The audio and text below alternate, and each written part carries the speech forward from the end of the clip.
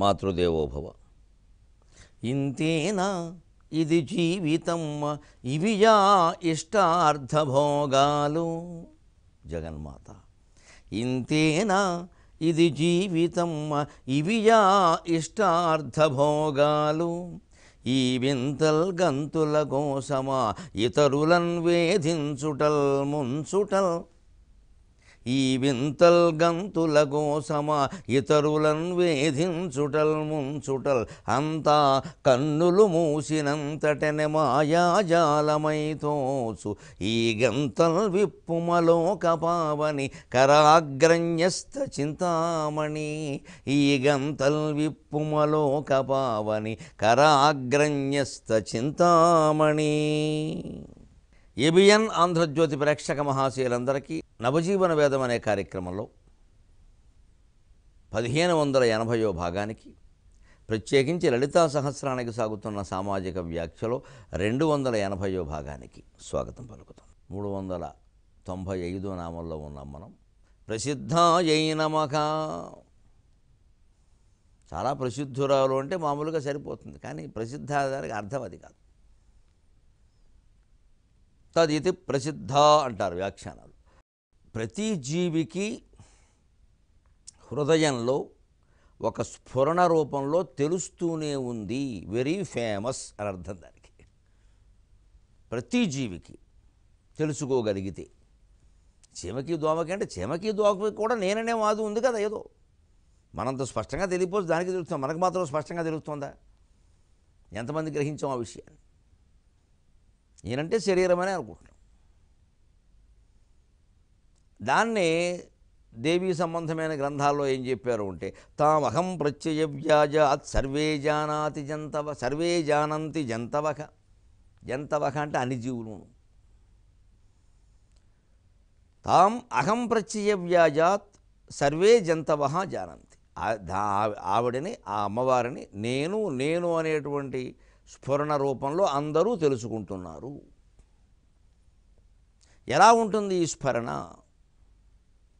దేహాది పంచకోశేషు yeah స్ఫూర్తిరనుభూయతే సా స్ఫూర్తిరాత్మా నైవాన్యతు ఇది వేదాంతరిండిమః. వ్యోమాది పంచభూతేషు yeah సత్తా భాసతే నృణాం సా సత్తా పరమం బ్రహ్మ ఇది వేదాంతరిండిమః. దేహాదికోశగా సత్తా యాసా వ్యోమాదిభూతగా మానాభావాన్న తద్భేదః ఇది వేదాంతరిండిమః అని 3 శ్లోకాల్లో వరుసగా ఈ సత్తా, స్ఫూర్తి, నేను, అహం అనేటువంటిది, ఈ ప్రసిద్ధమైనటువంటి శక్తి చైతన్యవంతమైన పదార్థాలు ఎలా ఉంటుందో, జడ పదార్థాలు ఎలా ఉంటుందో స్పష్టంగా చెప్పారు శంకరాచార్య. దేహాది పంచకోశేషు యా స్ఫూర్తిరనుభూయతే. దేహంలో, ప్రాణంలో, మనస్సులో, విజ్ఞానమయ కోశంలో, ఆనందమయ కోశంలో ఎక్కడున్నా నేను నేను అని లోపల ఒకటి ఉందా లేదా తెలుస్తుందిగా అందరికీ. అంచేత అది ప్రసిద్ధ. స్ఫూర్తి చైతన్యవంతమైన పదార్థాలు స్ఫురిస్తుంది. మరి జడ పదార్థాల్లో, చెట్లల్లో, కొండల్లో, నదుల్లో ఇవన్నీ జడ పదార్థాలుగా భావిస్తాం కదా. వాటి నుంచి తయారైన బల్లల్లో, అన్నిట్లో, అరుగుల్లో, వీటిలో ఎలా ఉంటుంది? వ్యోమాది పంచభూతేషు యా సత్తా భాసతే నృణాం సా సత్తా పరమం బ్రహ్మ ఇది వేదాంతరిండిమః. వ్యోమ అంటే ఆకాశం. ఆకాశం మొదలైనటువంటి పంచభూతాల్లో సత్తత, ఉండుట, ఉనికి అనే రూపంలో ఉంది. స్ఫురించదు. ఎందుకంటే స్ఫురింపజేసుకునే శక్తి జడ పదార్థానికి లేదు. స్ఫురింపజేసుకునే శక్తి మానవుడు మొదలైనటువంటి చైతన్య పదార్థాలకు ఉంది. కాబట్టి వీళ్ళకి స్ఫురిస్తుంది, వాటికి స్ఫురించదు కానీ ఉంటుంది. ఆ కేవలం ఉండడాన్ని సత్తత, సత్ అంటే ఉండడం, కాబట్టి సత్తా అంటారు. లోకంలో కూడా నీ సత్తా ఏమిటో చూపించవయ్యండి, అసలు నీ అస్తిత్వం ఏమిటో చూపించమని అక్కడ అర్థం. అంటే వాళ్ళని వీళ్ళని ఎవరిని తీసుకురావద్దు కూడా. నీ ధనబలం కాదు, నీ బలమే చూపించు. కేవలం ఆ వ్యక్తి, అది శరీరానికి సంబంధించింది. శరీరానికి సంబంధించి సత్తా కింద వాడుతున్నారు. అదే ఆత్మసత్తా కడితే కేవలం ఆ వ్యక్తి ఉండడమే సత్తా, అంతకంటే ఏం లేదు. లేకపోవడం అసత్తా. జడ పదార్థాల్లో కేవలం ఉండడం రూపంలో ఉంటుంది. చైతన్యవంతమైన పదార్థాల్లో ఉంటున్నాననే విషయం తెలుస్తోంది కూడా, వీడికి స్ఫురిస్తుంది.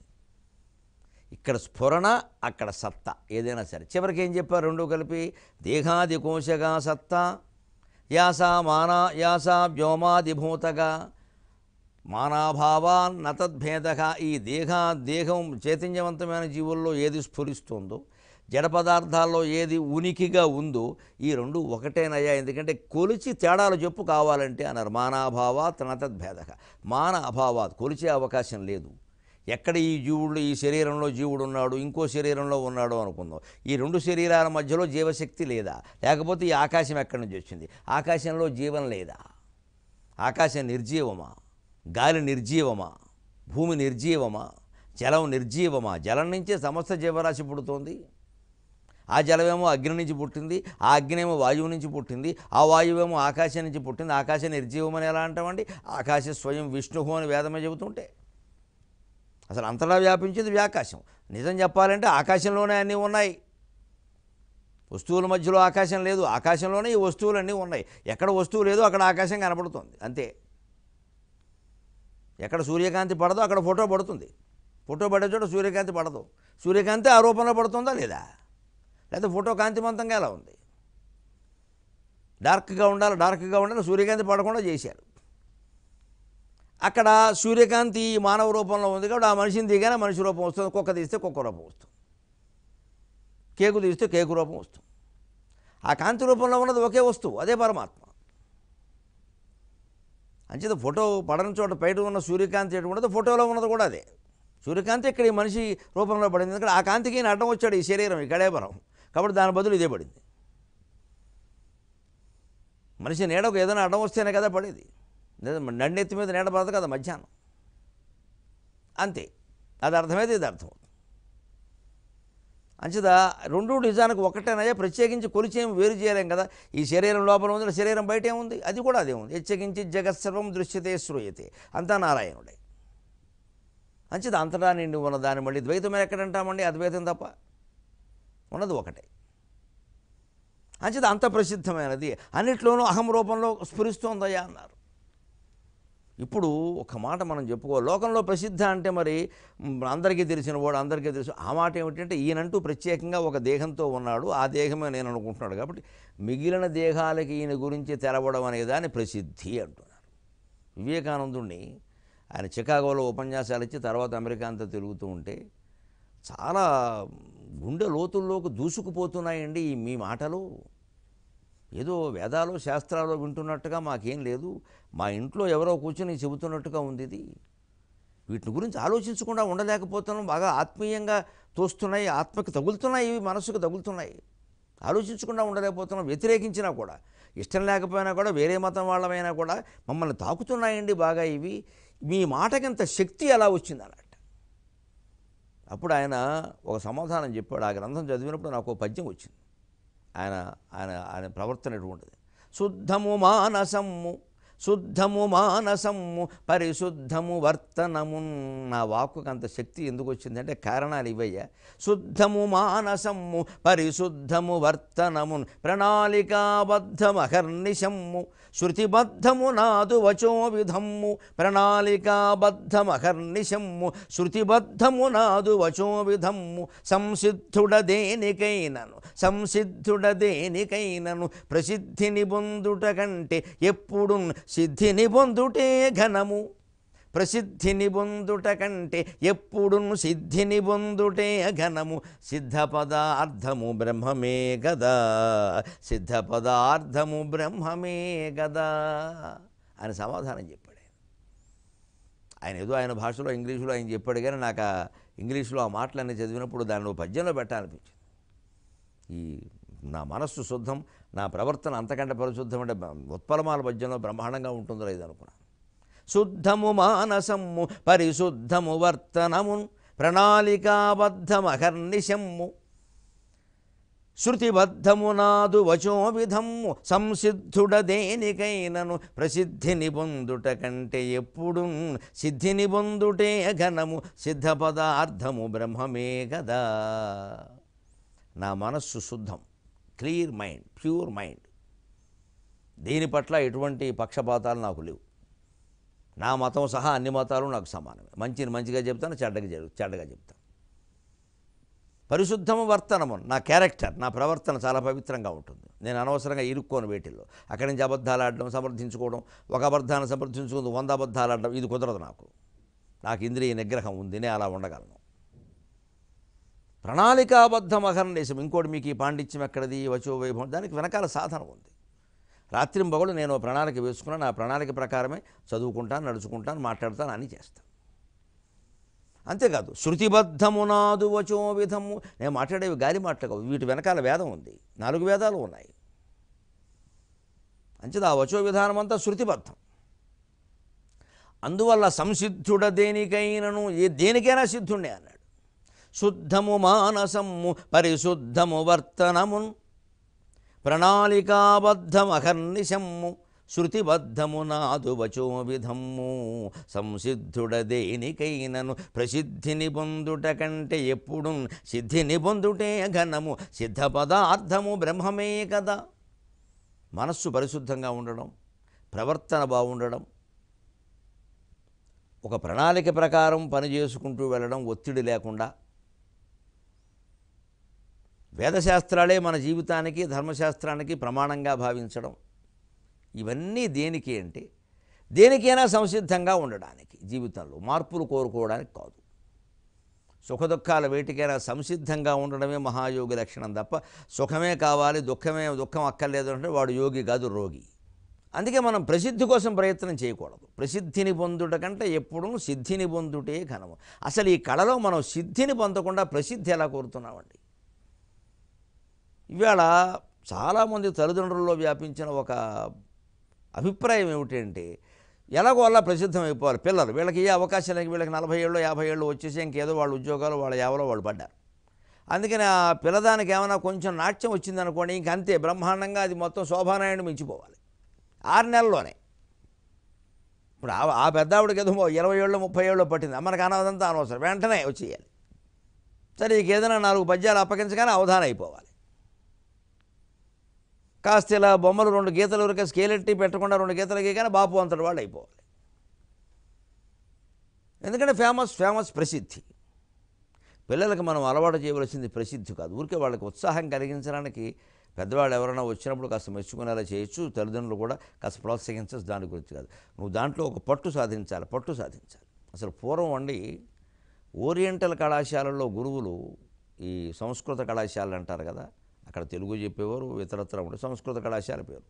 ఓరియంటల్ కళాశాలలో గురువులు ఎంత జాగ్రత్తగా ఉండేవారంటే శిష్యుల పట్ల, వాళ్ళ అవధానాల మోజులో పడకుండా చూసేవారండి వాళ్ళు.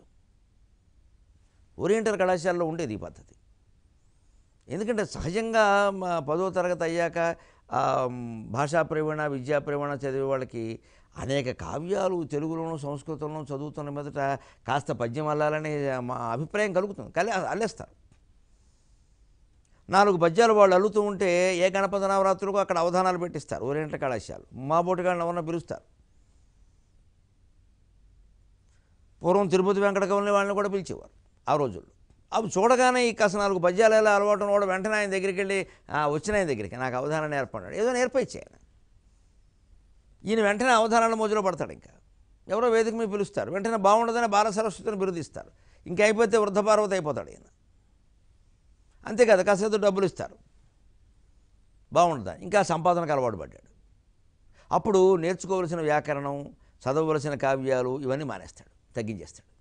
ఇక అక్కడి నుంచి క్లాసులో కూడా అతను అవధానం అండి, మనం ఇప్పటికే 4 ఎన్ని చేసావు, ఇంకా ఎప్పుడు శతావధానం చేస్తావు అని అడిగేస్తూ ఉంటారు పక్క నుంచి. ఏదో ఉద్యోగం రాగానే పెళ్ళి అవగానే పిల్లలు అన్నట్టు. అది ఇంకా తప్పనిసరి అష్టావధానం చేసిన వాడు అందరూ శతావధానం చేయాలా నిబంధన, అది అడిగేస్తారు. ఈ అడిగిన వాళ్ళు మొహమాటం కోసం కొంతమంది చేసిన వాళ్ళు ఉన్నారు, ఆ సామర్థ్యం లేకపోయినా. సామర్థ్యం లేనప్పుడు చేయకూడదు. ఎందుకు వచ్చిన గొడవ, లేని తలనొప్పి. ఏదో వెనక పూర్వకాలం మాట ఉంటుంది, అకవిత్వం నతు మహాపాపం అని. నువ్వు కవిత్వం చెప్పకపోతే నేను ఎవరూ కొట్టలేదు, నీకు మోక్షం రావడానికి కవిత్వానికి ఏమీ సంబంధం లేదు. ఇహము పరము కూడా కవిత్వం చెప్పకపోతే ఏ ప్రయోజనము దెబ్బతింతనైనా. కవిత్వం చెప్తే చెప్పు లేతలేదు, కానీ అకవిత్వం మాత్రం చెప్పొద్దన్నారు. కవిత్వం కానిదాన్ని కవిత్వం రూపంలో జనం మీద రుద్దేసే ప్రయత్నం చేయక, ఈ పిచ్చి పనవద్దు. అంటే ఏమిటి, నీ కవిత్వం సహజంగా లేకుండా కవి అనిపించుకోవాలని తాపత్రయపడకు. ఎందుకు ఆ తాపత్రయం? అందుకే కొంతమంది ఇవాళ కూడా బ్లాగులు వాట్సాప్లు రకరకాలు వచ్చి ఏవేవో రాసి పెట్టిస్తూ ఉంటారు. పాపం వీళ్ళకి ఏమిటంటే అవి ఎవరు ప్రసిద్ధులైన వాళ్ళు చూడడం లేదు, మనం మెచ్చుకోవడం, ఎవడో మెచ్చుకోవడం కోసం నువ్వు రాస్తున్నావు ఇక్కడ సన్నాసి. నీ కవిత నీకు బాగాలేదు ఇక్కడ, దాన్ని చదువుకోరాదా 10 సార్లు బాగుంటే. మరి నువ్వు చదవలేనప్పుడు మేము ఎలా చదువుతాం ఇక్కడ, మాకేం పని అవన్నీ చూడడం. ఇదో పెద్ద ఇది వారు చూడలేదండి, వీరు ఏదో చేయలేదండి, వారు చూపించినా కానీ పట్టించుకోలేదండి. పట్టించుకోరుదా, ఆయన ఖాళీ లేదా పట్టించుకోరు. ఆ స్థాయి ఉన్నవాళ్ళు వారు చదివే కావ్యాలు వేరుగా ఉంటాయి. అడ్డమైనవి వాళ్ళు చదవాలంటే కష్టం. పైగా ఒక్కో పుస్తకం 300 పేజీలు ఉంటుంది. ఎక్కడ చదువుతారండి పూర్తిగా, ఎవరు చదువుతారండి? 300 పేజీలు చదివితే గుర్తుపెట్టుకోదగిన 3 వాక్యాలు కూడా కనపడవు. ఏదో ఛందస్సుడు అలవాటు పడింది కదా, లేకపోతే వచన కవిత్వం ఒకటి ఉంది కదా అని పుస్తకాల మీద పుస్తకాలు వేసేస్తూ ఉంటే పుట్టినరోజు కేకుల్లాగా అవన్నీ చదువుతూ ఉంటారు. అందరూ అభిప్రాయాలు చెబుతూ ఉంటారు. వాళ్ళకేం పనే? చెప్పకపోతే వాళ్ళనేమో విమర్శించడమా? అంటే ఏం కావాలి మనకి? సిద్ధి వద్దు, ప్రసిద్ధి కావాలి. ఆ ప్రసిద్ధి ఇక్కడ చెబుతున్నారు లలితా సహస్రంలో. ఆ అహం అహం అహం ఇదే చంపేస్తోంది జనాన్ని. ప్రతిదీ నేను నేను నేను నాదంటాడు. కవిత్వం అంత ఆనందంగా ఉంటే ప్రాచీన కవుల కావ్యాలు చదువుకుంటూ కూర్చోవచ్చు కదా. కొత్తగా రాసే పని ఏమిటి అసలు? ఏమి రాయాలి? అంతకంటే కొత్తగా అంతకంటే గొప్పగా ఏదైనా రాస్తే రాయాలి కానీ అవే మళ్ళీ రాయడం ఏమిటండి? లేనిపోను గొడవ. అదే రామాయణం మళ్ళీ సులభంగా రాసిన వాల్మీకి సులభంగానే రాశాడు. ఇంకేమైనా పోనీ అర్థం కాదంటే పుల్లల రామచంద్రుడు గారు సహా అందరూ తాత్పర్యాలు రాశారు. ఇంకా అంతకంటే సులభంగా మనం ఏమిటి రాస్తాము? మళ్ళీ నేను వచనంలో రాశానండి. దేనికి? రాముడు ఆదర్శం కాదు, సీత ఆదర్శం కాదు. మన జీవితంలో ఏ విషయాల్లో రామాయణాన్ని మనం అనుసరించాం. పుస్తకాలు మాత్రం రాస్తాం. అవి అందరూ కొనాలి, మనం మెచ్చుకోవాలి. ఆవిష్కరణకు 30 మంది రావాలి. వేదిక మీదే 30 మంది ఉంటారు, కింద 5గురు కూడా ఉండరు. ఈ ప్రసిద్ధి పొందడం అనేటువంటి జబ్బు పోగొట్టుకుంటే కళాకారులందరూ శుభ్రంగా ఉంటారు. పోనీ కొత్తగా రంగప్రవేశం చేసిన వాడు ఎవడన్నా కాస్త ఏదో 25 ఏళ్ళ కుర్రాడు అమ్మాయో ఆలోచిస్తున్నారంటే పర్వాలేదండి. 40 ఏళ్ళు 50 ఏళ్ళు వచ్చిన ఇదే వ్యాధి, మమ్మల్ని ఎవరు గుర్తించట్లేదు అంటే ఈ వ్యాధితోనే ప్రాణాలు పోతాయి చివరికి.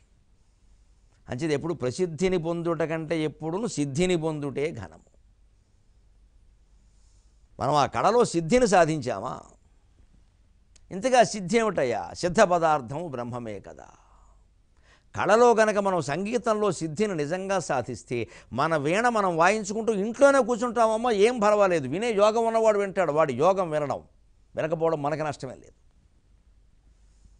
మన వీణలో ఆనందం మనం పొందుతామండి, మన వైలిన్లో ఆనందం మనం పొందుతామండి. ఇంకోటి వినడమేటి? ద్వారం వెంకటస్వామి నాయుడు గారు వచ్చి మెచ్చుకోవాలా? ఇప్పుడు ఆయన ఉన్నాడా మెచ్చుకోవడానికి? ఆయన మెచ్చుకునే స్థాయికి రావడానికి ఎంత కష్టపడ్డాడు మహానుభావుడు. మరి ఆయన అర్ధరాత్రి సంగీతం రేడియోలో వచ్చినా లేచి కూర్చొని వినేవాళ్ళం. లేచి కూర్చొని 9:30కి వేసేవారు ఏదో లైవ్ సంగీతం ఉండేది. లేచి కూర్చొని వినేవాళ్ళం.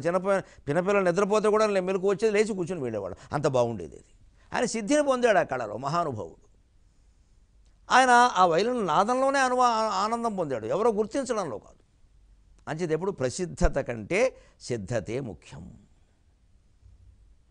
అప్పుడు మనం ఆనందంగా ఉండగలుగుతాం. దీనికి లెక్క ఏమిటంటే నోబెల్ బహుమతి పొందినటువంటి పురస్కారాలు పొందిన మహానుభావుల్లో లీనస్ పాలింగ్ అని ఒక మహానుభావుడు ఉన్నాడు. ఇటీవల చదివాను ఆయన చరిత్ర, నేను ఆశ్చర్యపోయాను. ఏం మహానుభావుడు రా లీనస్ పాలింగ్. ఆయన అమెరికా వాడు, ఫ్లారిడా రాష్ట్రంలో పుట్టాడు. కటిక పేదంటే కటిక పేద కుటుంబమేనండి. ఇంకా ఇంటి అద్దె కట్టలేక తండ్రి రకరకాల వ్యాపారాలు చేసి నష్టపోతే ఇంటి అద్దె కట్టలేక బయటకు వచ్చేసి ఒకే ఒక చిన్న గదిలో, మేడమెట్ల కింద ఉండే చిన్న గదిలో 4 పిల్లలు వీళ్ళు అంతా కలిసి ఉన్నారండి. అక్కడే వంట, అక్కడే పడక, సమస్తం. అంతకంటే అద్దెచ్చుకోలేరు. చివరికి ఈ పిల్లాడు ఇంట్లో పరిస్థితి చూసి, ఇంట్లో మనం తగ్గితే, మనం బయటికి వెడితే అమ్మ వాళ్ళైనా కాస్త కాళ్ళు చాపు కూర్చుంటారు, చాలా ఇబ్బందిగా ఉంది ఇక్కడని పగలల్లా తోటల్లో తిరిగేవాట, గ్రంథాలయాల్లో తిరిగేవాట. అక్కడికి వెళ్ళి గ్రంథాలు చదువుకున్నాడు. చూడండి, ఆ పేదరికం బయట తిరగడం అనేది అతనికి ఉపయోగపడింది. దాన్ని సద్వినియోగం చేసుకున్నాడు. అది సిద్ధిని పొందడం అంటే. ప్రసిద్ధి కోసం ప్రయత్నం చేయలేదు లీనస్ పాలింగ్, సిద్ధిని పొందే ప్రయత్నం చేశాడు. అంత పేదరికంలో ఉండి కూడా ఇంట్లో కూర్చునే అవకాశం లేక బయటికి వెళ్ళి ఉండే పెద్ద మనిషి కూడా, చిన్నపిల్లాడు గ్రంథాలయాల్లో కూర్చున్నాడు. ఆ కూర్చునేది అక్కడేదో పెద్దాలని అడుగు పుస్తకం కొడితే చిన్నపిల్లాడు 12 ఏళ్ళ కుర్రాడు అడుగుతున్నాడు. ఎవడు ఈయన పుస్తకాలు ఉన్నాయి కానీ చదవడం కూడా లేదు, పోనీ ఆ పిల్లాడు చదువుకుంటాడులే అని ఇచ్చేవారు. ఆ తోటలో కూర్చుని పార్కులో ఉండే లేడి దగ్గర చదువుకునేవాడు. 70-80 ఏళ్ల క్రితం మాట ఇది, ఇంకా ముందుది కూడా. ఈ పరిస్థితిని తండ్రి చూసి పిల్లాడికి పుస్తకాలంటే బాగా ఆసక్తి ఉంది. ఎలాగోలా వాడికి 4 పుస్తకాలు ఇస్తే దాంతోనైనా వాడి జీవితం బాగుంటుంది. నేను ఎలాగో వ్యాపారాలన్నీ తగలబెట్టాను, ఎందులోనూ నాకు కలిసి రాలేదు. వాళ్ళు పిల్లలు ఇలా అయిపోతే అలాగే మిగిలిన వాళ్ళు ఏదో అటు ఇటు తిరుగుతున్నారు, వీడు కాస్త ఏదో చదువుకుని బాగుపడేలా ఉన్నాడు, వీడిని చదివించలేకపోతున్నాం మనం అనుకున్నాడు. ఎందుకంటే చదివించలేక అతన్ని ప్రాథమిక పాఠశాలతో మానిపించేశారు, ఫీజు కట్టలేక. ఆ కుర్రాడికి చాలా ఆసక్తి. పక్షి ఎగురుతున్నా, చీమ పాకుతున్నా, ఒక ఇనప మేకు తుప్పు పట్టినా ఏమిటిది, ఎందుకు పట్టింది, గాలి వీయనికతో మేకు బాగానే ఉంది, గాలి వీచాక తుప్పు పట్టింది అంటే ఈ గాలికి తుప్పు పట్టింది అనమాట అని ఏదో ఆలోచించేవాడు. ఇదే ప్రసిద్ధి, ఇదే సిద్ధి. ఈ మేకుని కనిపెడితే నాకు ఎవరేమిస్తారు, మేకెట్టే ఉండన్నా పొడి చేస్తే నాకేం వస్తుందా, ఇది ప్రసిద్ధి. దాని సిద్ధికి ప్రసిద్ధికి ఎంత తేడా ఉంది. ఇది తండ్రి గమనించి ఎంత పేదరికంలో ఉన్నా అతని కోసమైనా ఏదో చేయాలని అణాపెట్టో బేడపెట్టో మిగిలిన డబ్బుల్లో ఒక పుస్తకం కొనుక్కొచ్చి ఇచ్చేవాడు. అంతేకాదు తండ్రి ఒక పత్రికా ప్రకటన ఇచ్చాట, మా అబ్బాయి పుస్తకాలంటే ఇష్టం, అతనికి చాలా పేదరికంలో ఉన్నాం మేము, అతనికి ఎవరైనా మీరు చదివేసిన పుస్తకాలు ఉంటే దానం వేయండి అన్నట్టు. అంతేనండి, మహానుభావులు ఎప్పుడూ ఉంటారు, ఏ కాలంలోనే ఉంటారు, ఏ దేశంలోనే ఉంటారు. కుప్పలు దెప్పలుగా పుస్తకాలు వచ్చి పడ్డాయి. ఆ పుస్తకాలన్నీ అతను చదివేశాడు. అతనికి రసాయన శాస్త్రం అంటే ఇష్టం, అందులో చదివాడు. హై స్కూల్ చదవలేదు, పుస్తకాలు చదివేశాడు. హై స్కూల్లో విద్యార్థులకు కాదు ఉపాధ్యాయులకు పాఠాలు చెప్పే స్థితికి ఎదిగిపోయాడు. చదవడమే కదా ప్రధానం, డిగ్రీలు దేనికి. వెంటనే పరిశోధనలు మొదలుపెట్టాడు. రసాయన మూలకాల మీద పరిశోధన చేశాడు. అణువుల్లో ఉండేటువంటి అణువులకి పరమాణువులకు ఉండే అనుబంధాన్ని కనిపెట్టాడు. చదువులేనివాడు, డిగ్రీ చదువు లేదు. ఒక సంస్థ వాళ్ళు గమనించి ఇతనికి మామూలు డిగ్రీ లేకపోతే ఏముంది, మన దగ్గర అగ్రికల్చర్ కాలేజీ ఉంది, ఏమీ అవసరం లేదు, ఇందులో చేర్చేసుకుందాం అని ప్రాథమిక విద్యార్హత లేకపోయినా అతని ప్రతిభను గుర్తించి అందులో చేర్చుకున్నారు. అక్కడ పరిశోధనకు అవకాశాలు దొరక. చూడండి, మనిషి కృషి చేస్తుంటే భగవంతుడు ఎలా సహకరిస్తాడో, దైవానుగ్రహం అంటే అది. దీన్ని మనం జాతకాలకి పూర్వజన్మలకి ముడిపెట్టేసి మాట్లాడకూడదు. ప్రపంచం నాశనం అయిపోతుంది, క్రియాశూన్యం అయిపోతుంది. కష్టపడ్డాడు అతను, ఆ కష్టమే భగవంతుడు, కష్టపడ్డమే భగవత్ పూజ. దాని వెంటనే ఒకడు కాకపోతే ఒకడు గుర్తిస్తారు, అంతా భగవత్ స్వరూపమే కదా. ఒకడు గుర్తించినంత మాత్రాన్ని మనం బాధపడక్కర్, ఇంకోటి గుర్తిస్తారు. మధురాపంతుల సత్యనారాయణ శాస్త్రి గారు లాంటి మహానుభావుడు రత్నపాంచాలకైనా నాటకాన్ని అనువాదం చేసి పెడితే ఒక రాజాస్థానంలో తగలబెట్టారు దాన్ని. అంత మాత్రం చేసి సత్యనారాయణ శాస్త్రి గారు మానేశాడు రచన. దాన్ని పౌరుషంగా తీసుకున్నాడు ఆ మహానుభావుడు. తెలుగువాడు, అగ్గిపోల లాంటి వాడు పౌరుషంగా తీసుకున్నాడు, నిప్పురావ లాంటి వాడు. పానే వాడి కర్మ, వాడి దగ్గర ఉన్న పండితుల కర్మ, యాదవాసూయలు. ఆంధ్ర పురాణం రాశాడు, ఆంధ్ర కళహన అని బిరుదు ఇచ్చారు. అద్భుతమైన కవి.